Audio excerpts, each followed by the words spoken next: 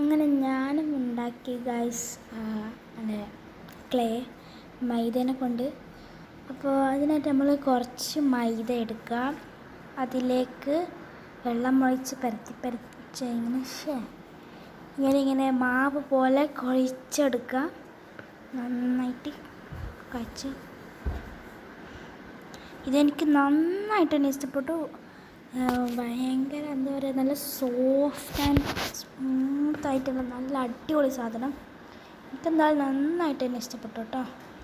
ഇത് നമ്മളൊരു കണ്ടെയ്നറിലൊക്കെ ആക്കി വെച്ചാൽ ഇതൊന്നും ആവാണ്ട് അവിടെ തന്നെ ഇരുന്നോളും, അല്ലെങ്കിൽ അത് ഡ്രൈ ആയി പോവാൻ ചാൻസ് ഉണ്ട്. എന്നാലും നമ്മൾ കണ്ടെയ്നർ ഇട്ട് വയ്ക്കാം. ഇതാണ് ഞാൻ ഞാൻ ഇത് വീഡിയോ ചെയ്യുന്ന സ്ഥലം. ഇതാണ് ഞാൻ ചെയ്യുന്നത്. നന്നായിട്ട് കുഴച്ച് ഇതുപോലെയായി.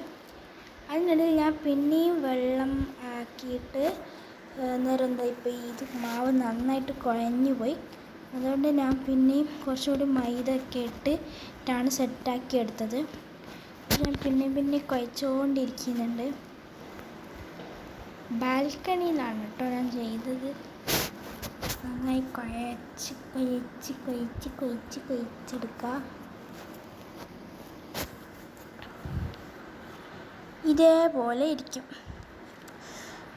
അപ്പം ഇപ്പോഴും ഞാനിങ്ങനെ കൈകൊണ്ട് ഇങ്ങനെ ആക്കിക്കൊണ്ടിരിക്കുന്നുണ്ട്. നമുക്ക് കളർ ചൂസ് ചെയ്യാം. ഇതിൽ ഞാൻ യെല്ലോ ആണ് ചൂസ് ചെയ്തത്. യെല്ലോ ആണ് എനിക്ക് കുറച്ചും കൂടി ഇഷ്ടപ്പെട്ടത്. ഈ വീഡിയോ ഞാൻ അറ്റ് മിന്നു എന്ന് പറഞ്ഞ ഒരു ചാനൽ കണ്ടിട്ട് ഉണ്ടാക്കുന്നതാണ് കേട്ടോ. അങ്ങനെ നമ്മൾ പിന്നെയും ഇതിങ്ങനെ കുഴച്ചു. ആ ചാനൽ എല്ലാവരും ഒന്ന് സപ്പോർട്ട് ചെയ്ത് സബ്സ്ക്രൈബ് ചെയ്യണം. എൻ്റെ ഫ്രണ്ടിൻ്റെ ചാനലാണ്, എന്നെയും സപ്പോർട്ട് ചെയ്യുക. ഈ യെല്ലോ ഞാൻ കുഴച്ചതിന് ശേഷം എൻ്റെ കൈയിൻ്റെ അവസ്ഥയാണ് കഴിച്ചത്. അതിൻ്റെ ഇടയിൽ മഞ്ഞാവാത്ത കണ്ടപ്പോൾ ഞാൻ വിചാരിച്ചൊന്ന് ഗ്രീൻ എടുക്കാം. പിന്നെ ഞാൻ വിചാരിച്ചു നമുക്ക് കുറച്ചും കൂടി യെല്ലോ തന്നെ ഇട്ടിട്ട് കുഴച്ച് വെക്കാം, എന്നാൽ കറക്റ്റായിട്ട് വന്നു. നല്ല പേസ്റ്റ് കളറായിട്ട് വന്ന് ഞാൻ കൈയൊക്കെ നന്നായിട്ട് കഴുകി വെച്ച് ഇങ്ങനെ നന്നായിട്ട് കുഴച്ച് ഇതേ രൂപത്തിലായി. നമുക്ക് ഇതിൻ്റെ സ്മെല്ലൊന്നും കിട്ടേണ്ടിട്ട് നമുക്ക് കുറച്ച് ഈ സ്പ്രേ അടിച്ചു വെക്കാം. ഞാനിപ്പോൾ ടൈഗർ ബ്ലാക്ക് എന്ന് പറഞ്ഞൊരു സ്പ്രേ ആണ് അടിക്കുന്നത്. ഏത് സ്പ്രേ വേണമെങ്കിൽ അടിക്കാം കേട്ടോ. ഇങ്ങനെ കുഴച്ച് നമ്മൾ നല്ലോണം ഒഴിച്ചിട്ട്